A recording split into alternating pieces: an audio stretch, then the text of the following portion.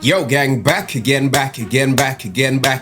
oi. Now in a recent video I asked you guys, but with all this said I put it to you guys. Do you guys think the pricing structure is fair? And if you had the money to afford such garms, would you go out and buy one? And a ton of you drop your opinions in the comment section, so I thought I'd go through a few of them just to see what some of you guys were saying. Yo, apologies if I get your names wrong. Dami Okoyesor says, the only reason people are justifying this is because it's J Hus and he's one of us. I see what you did there, but if it was some random person and their first collection was an 850 coat with basically just a butterfly on it and 200 t-shirts, everyone would be questioning them. You can't just jump in the deep end with these prices. I feel like you need to start at a lower price first to establish the brand first, but at the same time, no one's forcing you to buy it if you can't afford it, so he can price it however high he wants to. Now I somewhat agree and disagree here, because what J Hus has done is designed a jacket which, judging by his pricing structure, he's setting up as a luxury brand. And the costing on items on stuff like this is usually done due to the fabric, maybe what the jacket's filled with. Also, there could be premiums on the jacket on who's wearing it, how it's getting made, and a host of all other things. I would assume that at £850 you are getting a top spec jacket. And I think right now the majority of people are looking at this as if J Hus just went and got a jacket in the market and is trying to flog it for 850 quid. And yo, Dammy, big up for your comment, my guy. Yo, shout out to Callum Shield. He says, I like Hus, but personally I think he's overpriced these ridiculously. Like I said earlier, it's a bit of a stretch to know whether he's overpriced them or not, because you don't know what he spent on materials, which is a huge factor when it comes into item pricing. And I don't think Hus would try and do man dirty like that, but that's just my own personal opinion. Yo, shout out to Nahid Ali. He says, if you can't afford it, don't complain, and plus the design of the jacket is actually cold. Oh yeah, I fully agree with that one there. You know, the design is fucking sick, man.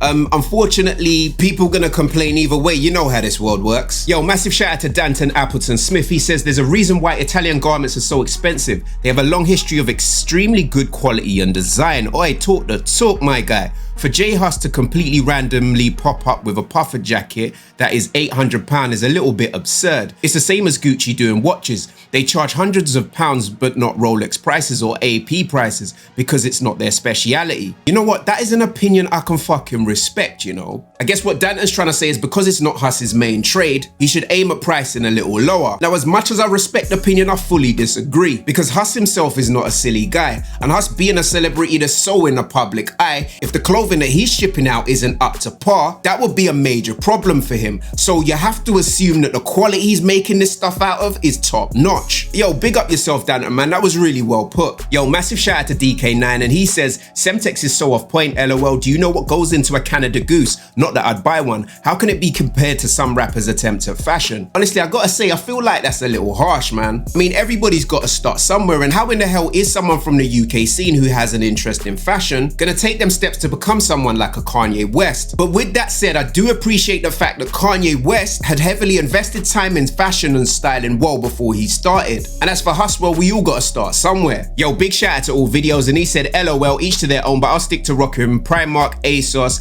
H&M, and all that. You man do you though. Yo, all videos, you're a man who obviously likes to keep his hands on his money. No lie, you're a smart brother. Yo, shout out to AYDIN, and he says, coat might be ugly, but his account's sitting pretty, so he winning. Oi, I see what you did there. Shout out to you, my guy. Yo, massive shout out to Quinton N, and he says, personally, I think all the products are calm. If you can afford it and you want to support my guy, then why not purchase it? 100, I feel you, man. Besides that, if you can't afford it, then it's not that deep. And also, if I had the money, I would purchase it the same way people don't think twice about other brands, e.g. Balenciaga, a simple top for £200 that just says Balenciaga on it. Yo, Quinton N, you're a man after my own heart. If I could afford it, I would buy it. If I couldn't, I think I'd be moving more like my guy in ASOS earlier. And last one, shout out to the homie D Overkill, and he says, I personally ain't dropping that kind of bread regardless of who it is. Yo, I respect your decision, my G. Now, on today's Music Matters, I wanted to pose another question and keep this discussion going. And recently, knowing that Digga D had been sentenced to around 2.5 years in jail, and also scrolling through Twitter and seeing this. I wasn't as evolved as a person. I got these feelings, but I didn't trust them.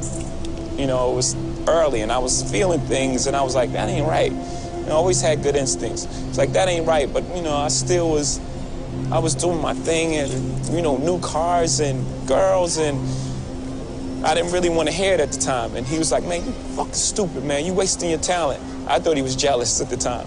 It's like, man, crazy. You see this Pathfinder? But I knew that something wasn't right about the things that I was doing. my conscience was alive. And so I just decided to let that street life go and just really focus on music. This is what I love to do. If I had my choice to be successful in the street or be successful making music, it would be making music. So let me treat it like that and give it my, my all. And when I did, it happened pretty much right away for me. When I dedicated 100%, it was like Reasonable Doubt, Volume 1, Volume 2, then everything, and it just never stopped from there. I wanted to ask you guys another question. Once a street-based artist starts making music, when do you feel they should come off the road? And if you have any other suggestion for music-based topics you want me to talk about, leave them in the comment section down below. Yo, a massive shout out goes to all of you lot who commented on this thing, even relevant comments about this topic. And through this lockdown period, we'll see how long we can keep this thing going. Yo gang, it's your boy LeeToTheVI saying peace and love, and I'm out. Blow.